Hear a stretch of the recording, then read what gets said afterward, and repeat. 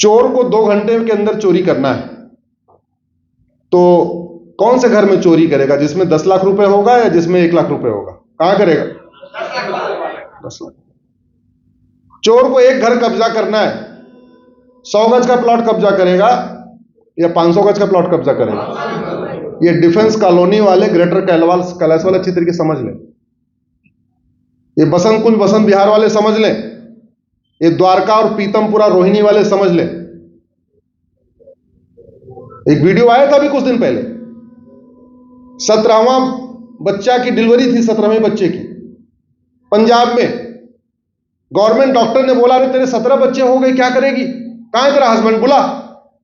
Husband को बुलाया, husband को लेडी डॉक्टर ने डांटा, अरे इसको मारोगे क्या? 16 तो पहले हो चुके, 17वां क्यों कर रहे हो? उसका उत्तर सबसे बड़ा खतरा भी बताता है। बोलता है, मैडम पंजाब वाले तो सब कनाडा चले गए और जो बच्चे भी हैं उनके एक ही एक बच्चे हैं।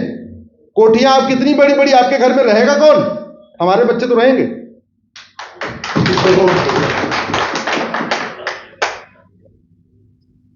समझ में नहीं आ रहा है, पता नहीं बुद्धि कब खुलेगी, समझ में नहीं आ रहा है, दिमाग कब खुलेगा, समझ में नहीं आ रहा है। उस सोच को हमें खत्म करना है जो कहती है मैं पाक हूं तू नापाक है।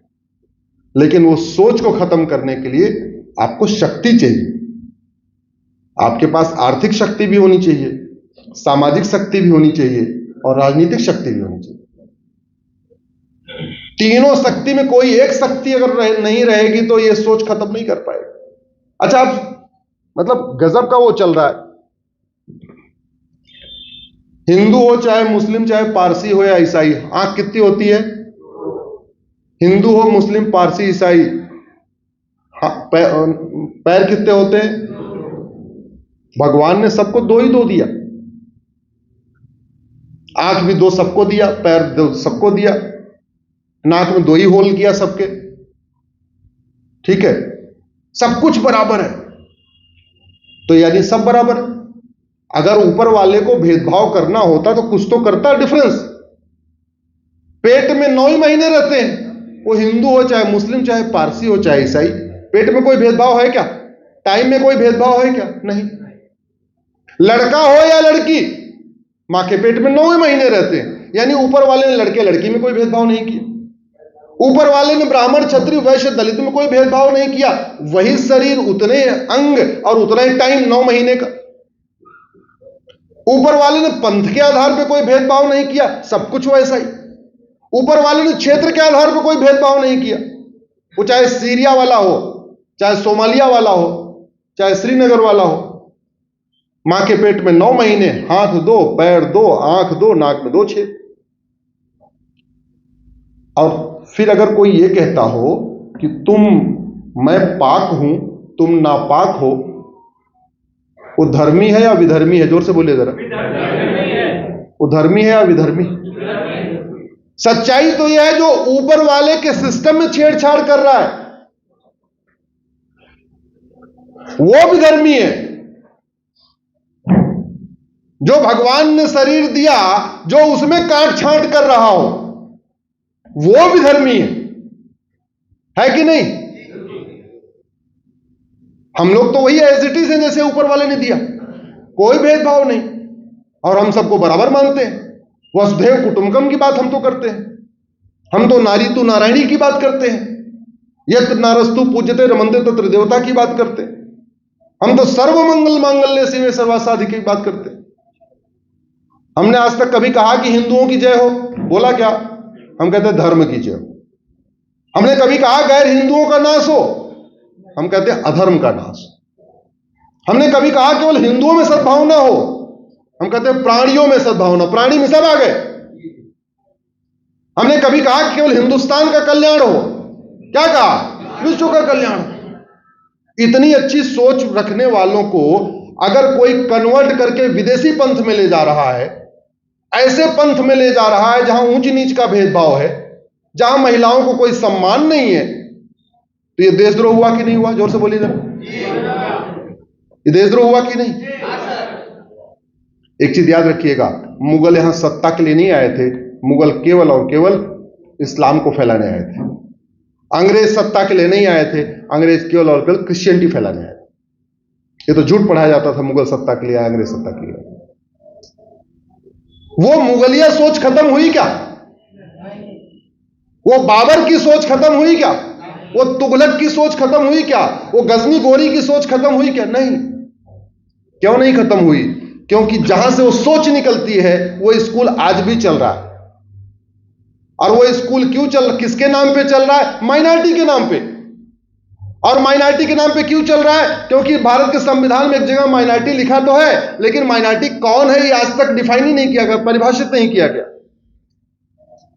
तो माइनॉरिटी को परिभाषित करने के लिए भी राजनीतिक शक्ति चाहिए।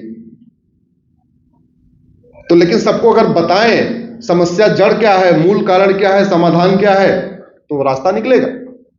मेरी पीआईएल चल रही धर्म और रिलीजन के ऊपर, कभी गूगल करिएगा धर्म और रिलीजन अश्विनी उपाध्याय, जिसमें मैंने कहा है रिलीजन तोड़ता है और धर्म जोड़ता है। धर्म और रिलीजन एक समान नहीं होता, उसमें 20 हमने भेदभाव बताए हैं कोर्ट को, और कोर्ट ने सरकार को नोटिस भी जारी किया है। ऐसे दूसरा, पहला सबसे पहले धर्म और रिलीजन को डिफाइन करने की जरूरत है, दूसरा अल्पसंख्यक को डिफाइन करने की जरूरत है। अल्पसंख्यक वो होता है जिसका कोई सामाजिक वजूद न हो, जिसका कोई आर्थिक वजूद न हो, जिसका कोई राजनीतिक वजूद न हो, संख्या में नगण्य हो।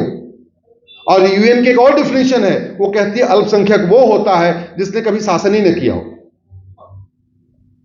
चाहे पहली डिफिनेशन उठाओ चाहे दूसरी डिफिनेशन उठाओ, अगर भारत में माइनॉरिटी को डिफाइन कर दिया जाए तो बहुत सारी समस्याओं का समाधान हो जाए। धर्म और रिलीजन को डिफाइन करने का फायदा यह हो जाएगा, कुरान एक रिलीजियस किताब है, बाइबल एक रिलीजियस किताब है, लेकिन भगवत गीता और रामायण धार्मिक ग्रंथ है। क्योंकि कुरान इस्लाम को प्रमोट करती है, बाइबल क्रिश्चियनिटी को प्रमोट करती है, और भगवत गीता मानवता को प्रमोट करती है। तो भगवत गीता धार्मिक ग्रंथ है और कुरान और बाइबल मजहबी किताब है, रिलीजियस किताब है। दुर्भाग्यवश ये इतनी बात हमारे सुप्रीम कोर्ट के जज भी नहीं समझ रहे, हमारे हाई कोर्ट के जज भी नहीं समझ रहे, सांसद विधायक मंत्री भी समझ नहीं रहे हैं। और इसके कारण नुकसान यह हो रहा है कि संविधान का आर्टिकल 27 ये कहता है, 28, कि आप रिलीजियस किताब नहीं पढ़ाएंगे। वो सोच रहे हैं कि भगवत गीता और रामायण नहीं पढ़ाएंगे। अरे आर्टिकल 28 कह रहा है रिलीजियस किताब नहीं पढ़ाना, धार्मिक ग्रंथ पढ़ाने थोड़ी मना किया है। भगवत गीता और रामायण तो धार्मिक ग्रंथ है, वेद धार्मिक ग्रंथ है। ये संविधान आर्टिकल 28 बाइबल कुरान पढ़ाने से मना करता है, और हो उल्टा रहा है। पढ़ाया क्या जा रहा है स्कूलों में? बाइबल कुरान, वेद पुराण पढ़ाया जा रहा है क्या? गीता रामायण पढ़ाया जा रहा है? ये ठीक कराने के लिए जरूरी है आपके पास शक्ति होनी चाहिए, राजनीतिक इच्छा शक्ति भी हो और राजनीतिक शक्ति भी हो, संसद में आपके पास भी शक्ति हो और विधानसभा में भी आपके पास शक्ति हो। तीसरा, आप हेट स्पीच खूब सुनते रहते होंगे। हेट स्पीच, दुर्भाग्यवश भारत में आज तक हेट स्पीच किसी कानून में डिफाइन ही नहीं है। न भारत के संविधान में हेट स्पीच लिखा हुआ है, चलो संविधान में तो लिखने की जरूरत भी नहीं, लिखा भी नहीं जाएगा। भारत के किसी कानून में हेट स्पीच डिफाइन ही नहीं। मैं आज धर्मराज युधिष्ठिर के इंद्रप्रस्थ से यह मांग करता हूं कि हेट स्पीच को डिफाइन करिए, डिफाइन होना चाहिए। और जितनी मजहबी किताबें हैं सबकी समीक्षा होनी चाहिए। अगर कोई किताब हेट स्पीच फैला रही है तो क्या करना चाहिए उसको? स्वाभाविक सी बात। आप में से कुछ लोग हनुमान जी की पूजा करते होंगे। आप चिल्ला चिल्ला के बोलते हैं क्या केवल हनुमान जी पूजा योग्य है? कभी बोला आपने? आप राम की पूजा करते हो, राम भक्त तो कभी नहीं बोलते केवल राम ही पूजा योग्य है। शंकर जी के भक्त कभी नहीं बोलते केवल शंकर ही पूजा योग्य है। जैन कभी नहीं बोलते केवल भगवान पार्श्वनाथ ही पूजा योग्य है। बौद्ध कभी नहीं बोलते केवल गौतम बुद्ध ही पूजा योग्य है। सिख भाई कभी नहीं बोलते केवल गुरु ग्रंथ साहिब ही पूजा योग्य है। लक्ष्मी दुर्गा के भक्त कभी नहीं बोलते केवल लक्ष्मी दुर्गा ही पूजा योग्य है।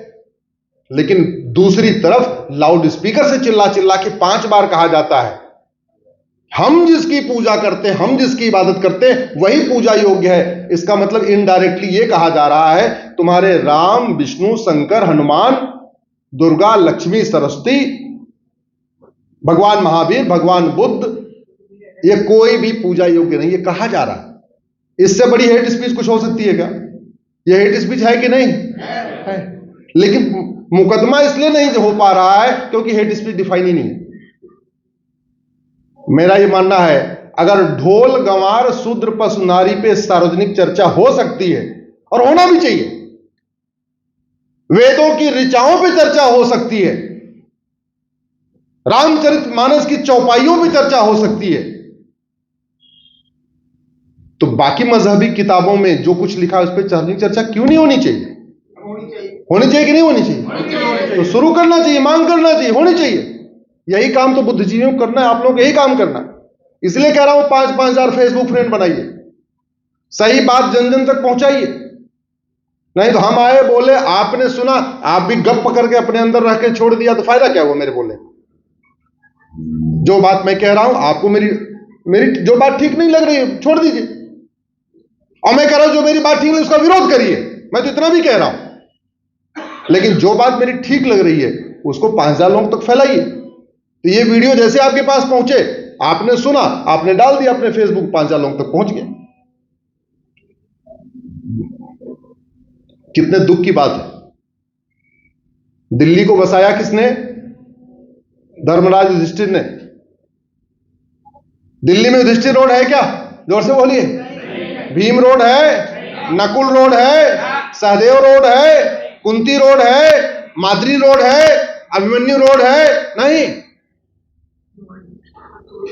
यहां Babar road, Humayun road, Lodhi road, Tughlaq road, Ghori road, Ghazni road, अरे अकबर रोड, शेरशाह रोड। क्या मतलब है इस जगह का उन वहशी दरिंदों से? वो वहशी दरिंदे जिन्होंने हमारी माताओं और बहनों को कैद में रखा, उसको हरम कहते हैं। ऐसे हरामियों के नाम पे सड़क मोहल्ले गलियां होनी चाहिए क्या? आप गूगल करिएगा, सबसे बड़ा हरम किसका था? अकबर का। जिसका सबसे बड़ा हरम, वो सबसे बड़ा हरामी। अरे हरम वाले को हरामी बोलते हैं भाई, ये तो शब्द है। जो हरम रखता है उसको हरामी बोलते हैं। जिसका सबसे बड़ा हरम, वो सबसे बड़ा हरामी, और उसको किताबों में सबसे महान।